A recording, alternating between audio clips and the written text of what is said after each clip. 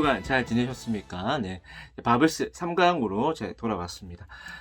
바블스 3강은 이제 구약 성경의 구조에 관한 이야기를 좀 나누려고 그래요. 이제 1강도 들어보셨고 2강도 들어보셨으니까 온라인 바블스가 어떻게 진행되는지에 대한 어떤 전체적인 어떤 패턴들은 여러분들이 이제 조금씩 익숙해지고 있을 것이라고 생각합니다. 자, 그래서 오늘은 또 3강 구약 성경의 구조에 관한 이야기를 좀 같이 나눌 텐데, 들어가기 전에 먼저 이제 책을 하나 소개해 드리려고 합니다. 네. 2강이 뭐였죠? 2강이 성경은 드라마다잖아요. 이 성경은 드라마다라는 요 책 아주 훌륭한 책입니다. 마이클 고인이 쓴 책이고요. 제가 학부 이제 처음 들어가서 구약과 신약의 전체적인 성경의 흐름을 잡는데 아주 도움을 많이 받았던 책입니다. 저는 직접 이렇게 저자분에게 사인도 받았습니다. 자랑. 네, 그죠. 요 책을 저희가 이제 청년 이평원실이 이제 생겼잖아요. 그래서 작은 도서관을 좀 만들려고 그래요. 그래서 이제 여러분들에게 도움이 될 만한 책들을 한 2권 정도씩 이렇게 꽂아놓고 여러분들이 좀 편하게 빌려 보실 수 있도록 그렇게 좀 만들어 가고자 합니다. 그러니까 여러분들이 이제 이런 책들도 이제 조금씩 또 보시고 그래서 성경을 읽어 나가는데 전체적으로 좀 도움을 받으시기를 바랍니다. 네, 그러면 오늘 강의로 한번 들어가 보도록 하겠습니다. 자, 오늘 강의의 좀 핵심적인 부분은 뭐냐면요, 우리가 알고 있는 여러분들이 가지고 있는 이 개역개정이죠. 이 개역개정 성경과 제가 들고 있는 이 히브리어 성경이 다르다. 오늘은 이제 구약 성경의 구조에 관한 이야기를 할 텐데, 개역개정과 히브리어 성경이 달라요. 다르다라는 걸 이제 여러분들이 모르셨을 텐데, 왜 다른지, 그러면 그 다른 것에 대해서 우리는 어떠한 포인트들을 잡아낼 수 있을지를 오늘 강의를 통해서 여러분들과 한번 나눠보고자 합니다. 아마 어디서든 듣도 보도 못한 이야기를 이제 할 수 있으니까 조금 이제 기대해 주시고 강의를 좀 진행해 보도록 하겠습니다. 자, 히브리어 성경과 개역 개정의 가장 다른 점이 뭐냐면요, 순서가 달라요. 성경의 순서가 다릅니다. 무슨 이상한 별나라 이야기냐 그럴 수 있는데 히브리어 성경과 개역 개정은 순서가 다르답니다. 네, 그래서 오늘 그 부분에 대한 이야기를 좀 나누어 보려고 그래요. 자, 개역 개정은 1998년에 개정한 한국어 성경을 이야기합니다. 이게 바로 개역 개정이에요. 이건 이 사진은 제 성경책 찍은 겁니다. 그냥 다른 거 찍을 거 없어가지고요. 제 성경책 그냥 한번 찍어봤어요. 여기 보면 개역 개정 적혀 있잖아요. 그죠? 그러면 이 개역 개정 전의 버전은 무엇이었을까?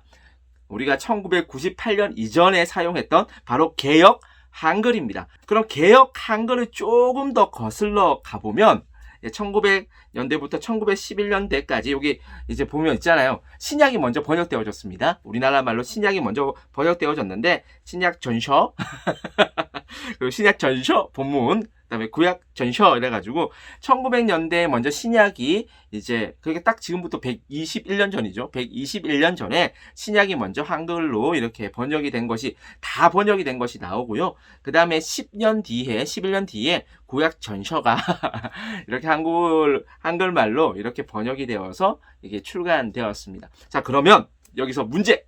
최초의 한국어 성경은 무엇일까요? 네, 최초의 한국어 성경에 관한 이야기를 지금부터 해보고자 합니다. 여러분 요즘 보면 꼬꼬무 같은 거 있잖아요. 그래서 약간 그런 느낌으로 한번 진행을 해보려고 해요. 자, 여러분, 최초의 한글 성경을 번역하는데 가장 큰 어떤 역할을 했던 사람이 누군지 아십니까? 모르죠. 어떻게 아시겠습니까? 그렇죠. 바로 이 서상윤이라는 사람이었어요. 이 서상윤이라는 사람은 대구 출신이었는데 몰락한 양반이었어요. 이 몰락한 양반이다 보니까 먹고 살 길이 막막해지잖아요. 자, 그런데 이 양반들은 뭘 잘합니까? 한자는 잘할 거 아니에요. 그래서 이 한자를 가지고 무엇을 했느냐 하면 장사를 했습니다. 그래서 중국에 가서 장사를 해요. 이 서상윤이라는 사람이 중국에 가서 장사를 하는데, 중국에 가려고 그러면 뭘 건너야 되죠? 압록강을 건너야 되잖아요. 그렇죠? 압록강을 건너는데 갑자기 물이 불어나가지고 이 서상윤이라는 사람이 죽을 위기에 처합니다. 이 죽을 위기에 처해 있는 이 서상윤을 누가 발견하느냐 하면 바로 중국에서 선교를 하고 있었던 맥킨타이어라는 선교사가 이 서상윤을 발견을 했습니다. 자, 그런데 이 맥킨타이어가 이 서상윤이 기절을 한 상태니까 이거 업고 막 집에까지 왔단 말이에요. 집에까지 와가지고 극진하게 간호를 해줬어요. 자, 그리고 나서 이 서상윤이 이 맥킨타이어의 극진한 간호 덕에 서상윤이 의식을 회복했습니다. 자, 그런데 이 맥킨타이어가 어떤 사람이었냐면요, 성경을 번역하는 선교사였어요. 그래서 서상윤이 이 맥킨타이어가 하는 일에 관심을 가지기 시작한 겁니다. 그리고 관심을 가지다가 그러면 나도 한번 해봐야겠다, 막 이런 생각이 들어가지고 성경을 쭉 보는데 대박, 여기서 복음을 받아들였어요. 이 서상윤이 여기서 복음을 받아들이고, 그러면 우리나라 말로 한글로 이걸 한번 번역해 봐야겠다, 이런 생각이 딱 들었습니다. 자, 그런데 이 서상윤이 보고 있었던 성경은 어떤 성경이었을까요? 서상윤이라는 사람이 이 몰락한 양반이었잖아요. 당연히 영어는 했을 리가 없을 거고, 무슨 언어로 된 성경을 읽었을까요? 당연히 중국어로 된 성경을 읽었습니다. 그리고 그 중국어로 된 성경을 우리나라 말로 번역을 한 것이 한글 최초의 성경입니다. 바로 이 예수성교전서라는, 여기 보면 예수세기 1887년 이렇게 나와 있잖아요. 그렇죠? 아까 전에 우리가 신약 전서가 1900년도였잖아요. 그래서 예수성교전서, 이게 마가복음 번역한 거거든요. 이 마가복음 번역한 게 1887년에 번역이 되었습니다. 이게 우리나라 한글 최초의 성경책입니다. 재밌죠? 그래도 좀 흥미를 좀 가지셔야 되는데. 이 서상윤이라는 사람이 정말로 재미있습니다. 이 서상윤이라는 사람이 성경도 최초로 번역했잖아요. 그런데 교회도 최초로 만듭니다. 이 사진에서 보는 것처럼 이 평양에다가 소래교회를 만드는데, 이게 우리나라 최초의 교회입니다. 그래서 지금은 평양에 못 가니까 지금 저희 학교에 가면 있어요. 용인 양지에 저희 신대원에 가면 이제 소래교회가 옮겨져 와 있습니다. 현재 사진 보고 계시죠? 우리 학교에 있는 그 소래교회 사진은 지금 보고 계십니다. 제가 겨울에도 한번 찍었고요, 가을에도 한번 찍었습니다. 이 가을에 찍은 거는 거기 단풍이 아름답게 물들어져 있잖아요. 교회 종탑에 있는 그 단풍을 한번 찍어봤습니다. 제 사진이니까요, 아무 때나 써도 괜찮습니다. 어쨌든 이 서상윤이라는 사람이 평신도였음에도 불구하고 한국 교회에 아주 많은 역할들을 했다라는 것을 우리가 알 수 있습니다. 한국 교회는 원래 교역자 중심의 교회가 아니었습니다. 평신도 중심의 교회였다라는 것을 여러분들이 꼭 기억하시고, 여러분들이 이거 성경을 계속해서 읽어 나가시는 것을 통하여서 교역자 중심의 교회가 아니라 평신도 중심의 교회로 다시 한번 더 회복되어질 수 있도록, 그래서 교회가 올바르게 세워져 나갈 수 있도록 여러분들께서 조금 더 애를 써 주셨으면 좋겠습니다. 서상윤 이야기 여기서 끝!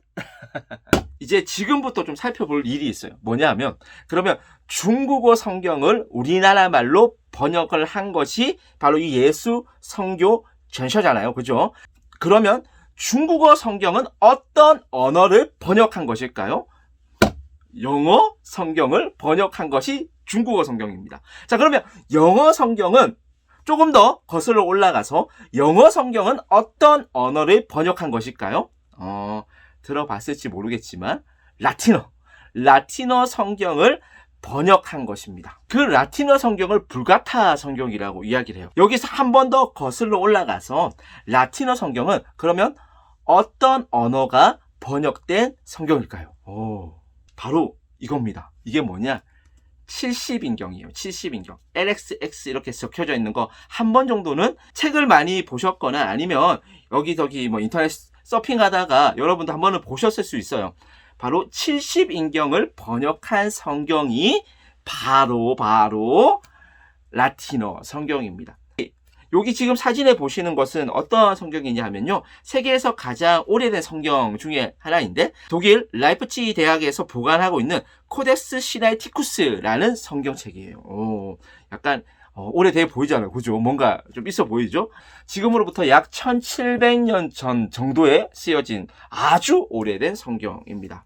다시 한 번만 더 정리를 해볼까요? 70인경 성경이 번역이 되어서 라틴어 성경이 되었고, 라틴어 성경이 번역이 되어서 영어 성경이 되었고, 영어 성경이 번역이 되어서 중국의 중국어 성경이 전해졌습니다. 그리고 그 중국어 성경이 번역되어져서 한글 성경이 탄생하게 된 것입니다.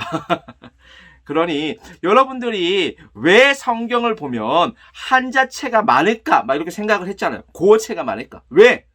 중국어 성경을 번역한 성경이 한글 최초의 성경이다 보니까 그 당시에는 이게 우리의 정서와 맞았어요. 그런데 여러분들은 한자 세대가 아니라 영어권 세대잖아요. 그러니까 한자체로 된 성경을 읽으면 뭔가 우리하고 안 맞는 느낌이 드는 거죠.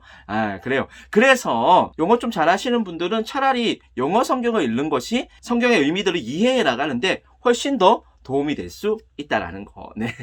그래서 요즘은 뭐 번역이 되어서 뭐 우리말 성경이라든지 뭐 현대인의 성경, 쉬운 성경, 여러분들이 좀 읽기 편한 그런 성경들이 좀 많이 나오고 있는데, 제가 성경을 하나 추천을 하자면 지금은 절판되긴 했는데 바른 성경을 추천합니다. 이것은 저희 학교 교수님들, 이제 저희 교단의 교수님들과 목사님들이 번역한 성경인데 이게 성서 공회와의 어떤 이권 다툼 때문에 빛을 보지는 못했어요. 그런데 PDF 파일은 저한테 이야기하시면 제가 구해드릴 수 있습니다. 그래서 바른 성경으로 성경을 좀 보시면 여러분들이 좀 잘 이해할 수 있고, 그래도 원어에서 좀 번역을 하려고 했기 때문에 조금 더 직역에 가깝다라고 이제 생각하시면 좋을 것 같습니다. 자, 여기까지 팁 드렸어요. 다시 좀 넘어가도록 하겠습니다. 개역 개정에서 계속해서 거슬러 올라가다 보니까 어떤 성경이 나왔습니까? 70인경이 나왔어요. 그래서 우리가 보고 있는 이 개역 개정은 사실 70인경이 여러 가지 언어로 번역된 결과물이라고 할 수 있습니다. 그렇죠? 이제 딱 이해를 했어요. 자, 개역 개정은 70인경의 순서를 그대로 따르겠죠. 말만 여러 언어로 번역된 결과가 이 개역 개정이니까 당연히 이 개역 개정의 순서는 70인경의 순서와 같습니다. 그러면 70인경의 순서는 어떻게 되어지느냐 하면요. 모세 오경, 그 다음에 역사서, 그 다음에 시가서, 그 다음에 대예언서와 소예언서가 합쳐져서 예언서, 이렇게 나눌 수 있는 것이죠. 반면 이 히브리어 성경은 다릅니다. 그러면 70인경은 어떤 성경입니까? 이 70인경이라는 성경은요, 이 히브리어 성경을 헬라어로 번역한 성경을 70인경이라고 이야기를 해요. 자, 그런데 70인경이 이 히브리어 성경을 번역하면서 순서를 조금 바꾸었습니다. 그래서 개역 개정과 이 히브리어 성경의 순서가 다른 거예요. 자, 놀랐죠? 그래서 이 히브리어 성경의 순서는 어떠냐면요, 요래요. 토라, 그 다음에 네빌림, 케투빔, 이렇게 나눌 수 있습니다. 우리가 개역 개정에서는 이렇게 나눴잖아요. 모세오경, 역사서, 시가서, 예언서, 이렇게 나눴는데 이 히브리어 성경은 조금 달라요. 토라, 네빌림, 케투빔, 이렇게 나눕니다. 조금 상세하게 한번 설명을 좀 해볼게요. 이 토라라는 말은 두 가지 어원에서 기원한 말인데, 첫 번째는 가르치다, 두 번째는 화를 쏘다, 관역을 좀 의미를 합니다. 그래서 이 두 가지 어원을 가지고 이 토라라는 말이 가지고 있는 의미를 좀 생각을 해보면 가르치고 관역이잖아요. 그래서 이 관역이라는 것이 뭐냐 하면 유대인들의 어떤 신앙의 표준, 신앙의 관역과도 같은 역할을 하는 것을 가르치는 것을 토라라고 이야기를 합니다. 그러니까 모든 성경의 기본이 되는 것이죠. 바로 모세 오경을 의미합니다. 모세 오경이 뭐죠? 창출, 레민신, 그쵸? 창세기, 출애굽기, 레위기, 민수기, 신명기, 여호수아, 네. 창출, 레민신 다 알고 계시죠? 그래서 이 창출, 레민신, 모세가 지었던 이 5가지의 책이 토라라고 부르고, 이 토라야말로 모든 구약 성경의 표준, 어떤 기본의 역할을 한다라는 것을 먼저 머리에 딱 넣어 놓으시면 좋을 것 같아요. 그리고 나서 이 토라 다음에 어떤 성경들이 펼쳐지느냐 하면요, 바로 네빌림이라는 성경이 펼쳐집니다. 이 네빌림은 뭐냐면요, 나비가 선지자예요. 선지자. 그래서 네빌림은 선지서를 의미합니다. 선지서. 자, 그런데 이 선지서를 전 선지서와 후 선지서로 나누어요. 전 선지서에는 어떤 성경이 포함되어지느냐 하면요, 요수아와 사사기, 그 다음에 사무엘서와 열왕기서가 포함이 됩니다. 그리고 후 선지서에서는 여러분들이 우리가 개역 개정에서 잘 알고 있는 그 선지자들이 포함이 되어져 있어요. 이사야, 예레미야, 에스겔, 호세아, 요엘, 아모스, 오바댜, 요나, 미가, 나훔, 하박국, 스바냐, 학개, 스가랴, 말라기 이렇게 포함이 되어져 있습니다. 자, 그렇게 선지서가 다 끝난 다음에 그 다음에 펼쳐지는 성경이 뭐냐면 케투빔이에요. 케투빔은 성문서를 의미하는데 여기는 시편, 잠언, 욥기, 아가서, 룻, 예레미야, 애가, 전도서, 에스더, 다니엘, 에스라, 느헤미야, 역대기 이렇게 다 포함이 되어져 있습니다. 그러니까 개역개정, 즉 70인경과 히브리어 성경의 순서가 완전히 다르다라는 것을 우리는 대벌에 알 수 있게 되는 것이죠. 자, 그래서 히브리어 성경은 어떻게 구성되어지느냐? 토라, 네빌림, 다음에 케투빔 이렇게 진행이 되어집니다. 그래서 이 토라, 네빌림, 케투빔의 앞자리를 따서 구약 성경을 어떻게 부르냐 하면 타나크라고 불러요. 타나크. 타나크가 바로 구약 성경을 의미합니다. 네. 또 등장한 꿀팁. 제가 그랬잖아요. 듣고 견디고 버티다 보면 뭔가 하나님의 은혜도 쌓이고 뭐 성경에 대한 어떤 여러 가지 지식도 쌓이는 일석이조 껌 먹고 알 먹고 도랑치고 뭐 가재 잡고 뭐 이런 느낌의 어떤 바브스. 좋아요. 네. 넘어가도록 하겠습니다. 그럼 왜 개역 개정과 히브리어 성경의 구조가 다를까요? 오늘 이게 우리가 살펴볼 핵심 포인트예요.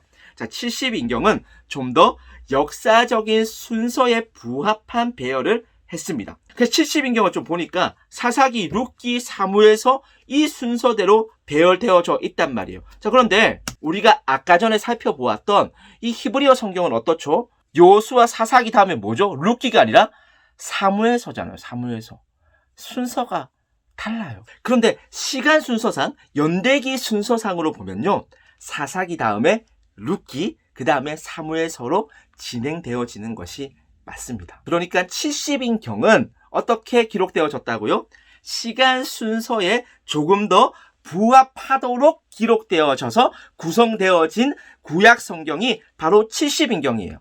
자, 마찬가지겠죠. 열왕기, 역대기, 에스라, 느헤미야 역시 이 시간 순서상, 연대기 순서상으로 기록되어져 있습니다. 히브리어 성경은 연대기 시간 순서상으로 기록되어진 성경이 아닙니다. 그럼 이 타나크 히브리어 성경은 어떤 목적으로 어떤 구조를 구성해서 기록하고 있을까요? 이게 제일 중요한 이야기겠죠. 이 타나크는 구조적으로 말씀에 대해서 먼저 강조를 하고 있어요. 자, 그러면 이 구조적으로 말씀에 대해서 강조를 하고 있는데 토라의 첫 번째 책은 무엇입니까? 창세기예요. 하나님께서 태초에 무엇으로 천지를 창조하셨죠? 말씀. 자, 그러면 네빌림에서 첫 번째 책은 뭐였죠? 맞아요. 여호수아였습니다. 여호수아 1장을 한번 생각을 해보면 여호수아 1장에서 무엇에 대해서 강조하고 있죠? 말씀에 대해서 강조하고 있죠. 그렇죠?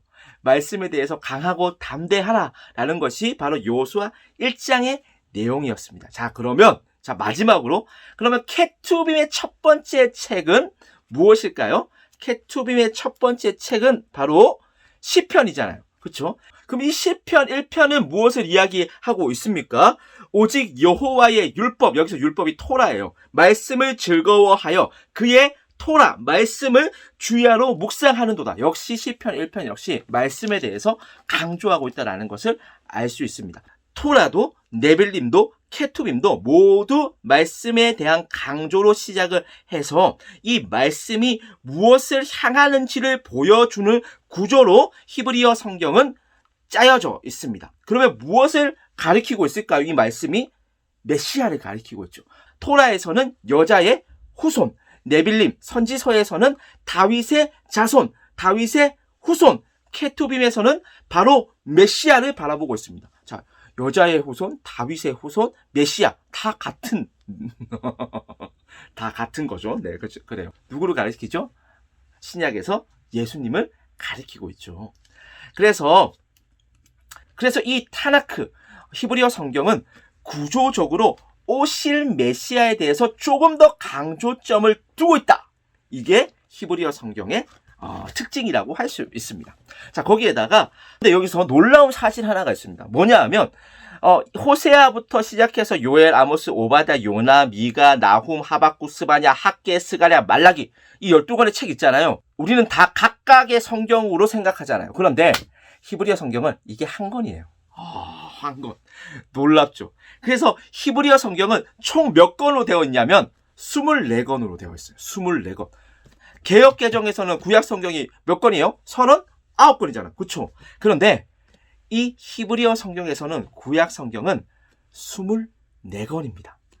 못 믿으시는 분들은 한번 세 보시기 바랍니다. 네, 그래요. 세 번째는 우리가 아까 전에 살펴본 것처럼 소선지서는 한 권의 책이라는 것입니다. 그래서 소선지서는 따로따로 읽는 것도 중요한데 한 권의 흐름으로 읽어 나가야 된다는 거. 그래서 히브리어 성경은 조금 더 뭔가 통으로 읽어 나가는 느낌이 많이 강합니다. 그래서 우리가 자꾸만 성경을 째서 보는 연습을 이제는 그만, 편집자 그만하라 그랬어요. 어떻게 봐야 된다고요? 성경은 드라마다. 성경을 통으로 좀 볼 수 있는, 성경을 큰 흐름 가운데서 볼 수 있는 그런 시각들이 여러분에게 이 바블스를 통해서 좀 열려지기를 좀 소망합니다. 네, 마지막 타나크의 마지막 세 권에 좀 주목해야 된다 라는 건데요. 이 타나크의 마지막 세 권이 정말로 중요합니다. 타나크의 마지막 세 권을 한번 보실까요? 다니엘, 그 다음에 에스라, 느헤미야. 이것도 한 권이에요. 개역 개정에서는 에스라와 느헤미야를 나누어 놨는데 이 구약 성경에서 보니까요. 에스라, 느헤미야 역시 한 권의 책입니다. 제가 그랬잖아요. 히브리어 성경은 자꾸만 통으로 볼 수 있는 그런 구조로 짜여져 있다니까요. 자, 그래서 보니까 마지막 성경 다니엘과 에스라, 느헤미야, 그 다음에 역대기 이렇게 마지막 세 권이 구성되어져 있습니다.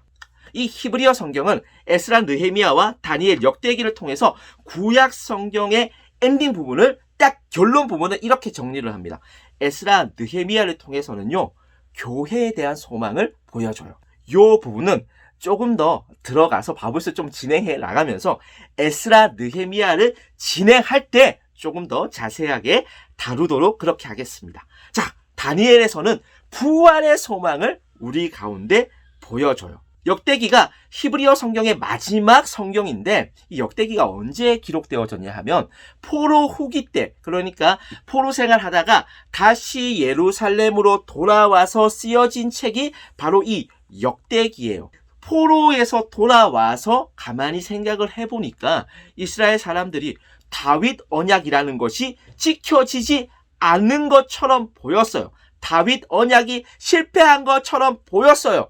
자, 그런데 다윗 언약이 실패하지 않았다. 메시아는 반드시 오실 것이다. 하나님께서는 여전히 신실하시다. 라는 그 소망을 담아서 기록된 성경이 바로 역대기라는 책입니다. 그러니까 역대기를 보면 아주 이제 긍정적이겠죠. 아주 낙관적이고 메시아에 대한 그 소망을 쫙 바라보면서 이제 끝이 난단 말이에요. 이게 구약 성경의 엔딩입니다. 그래서 구약 성경의 결론을 한 번 더 정리를 하면 에스라와 느헤미야를 통해서는 교회에 대한 소망을 보여주고 있고요. 다니엘을 통해서는 부활에 대한 소망을 보여주고 있고요. 이 역대기를 통해서는 메시아에 대한 그 간절한 소망, 아직까지 실패하지 않았다라는 그 소망을 딱 보여주고 있단 말이에요. 이 세 개를 다 합치면 뭐가 되느냐? 바로 메시아. 메시아를 소망하는 것을 통하여서 타나크, 히브리어 구약 성경이 마무리되어져 가고 있습니다. 자, 이제 한번 정리를 한번 하면서 마치도록 할게요.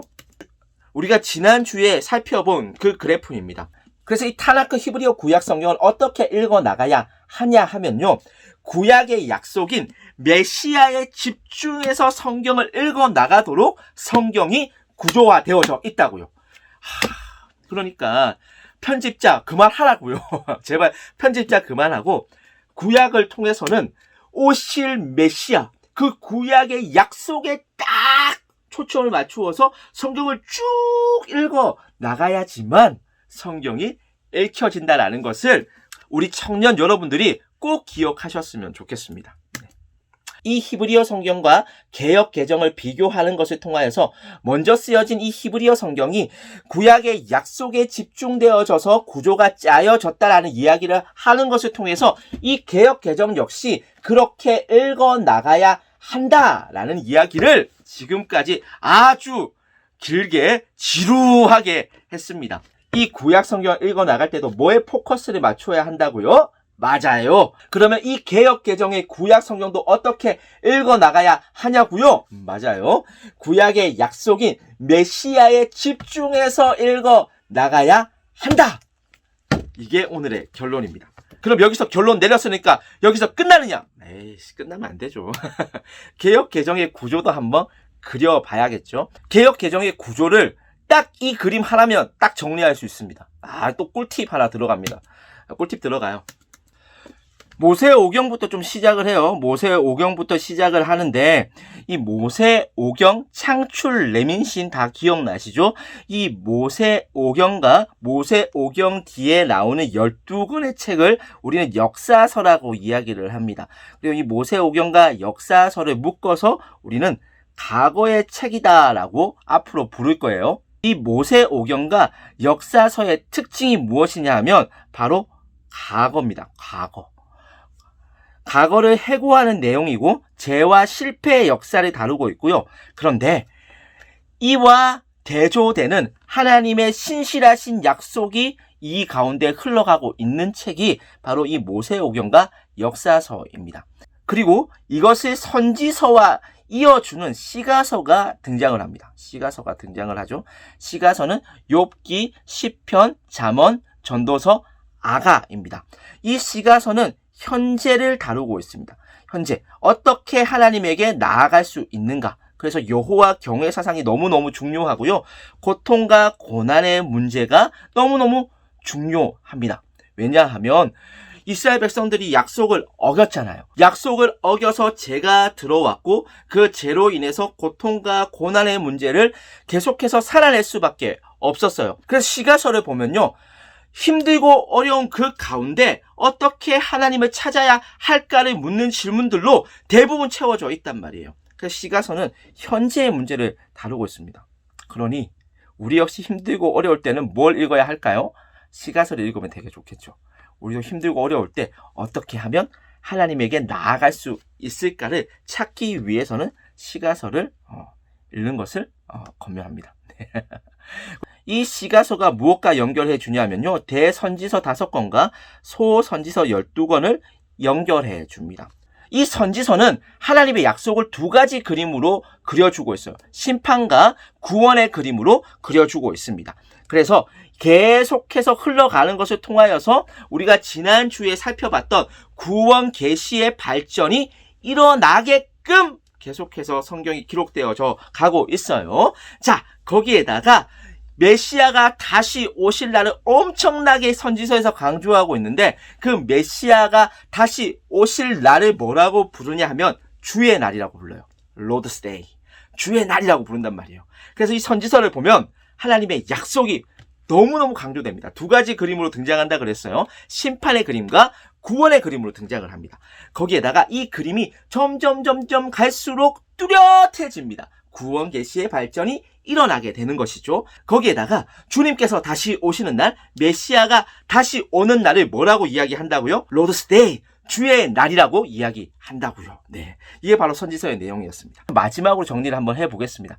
이 모세오경 5권은 창세기, 출애굽기, 레위기, 민수기, 신명기, 그 다음 역사서죠. 여호수아, 사사기, 룻기, 사무엘상하, 열왕기상하, 역대상하, 그렇죠? 그 다음에 에스라, 느헤미야, 에스더까지 해서 역사서 12권 해서 이것은 과거를 이야기하고 있습니다.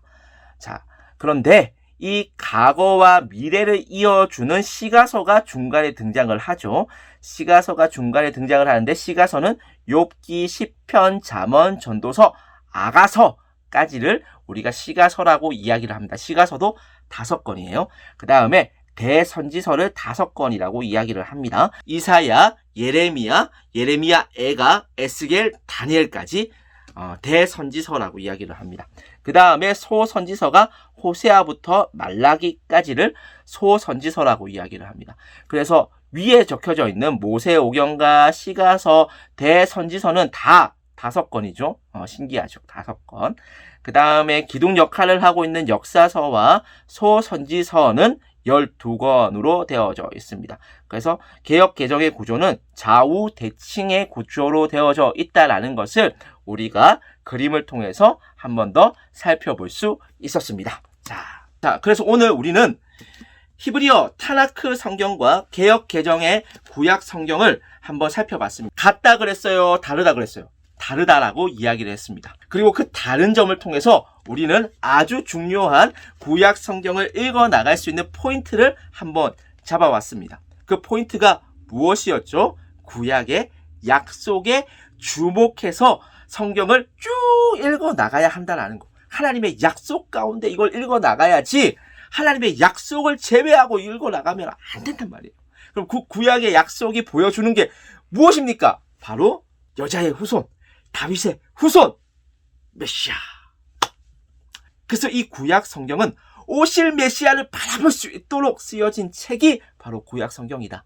그러니 이 메시아를 바라보는 관점으로 구약 성경을 읽어 나가야 한다는 것을 우리 청년들이 꼭 기억하시면서 이제 구약 성경을 읽어 나가시고 앞으로 진행될 바블스 역시 그런 관점에서 쭉 가야 된다는 것을 뭐가 중요하다고요? 메시아.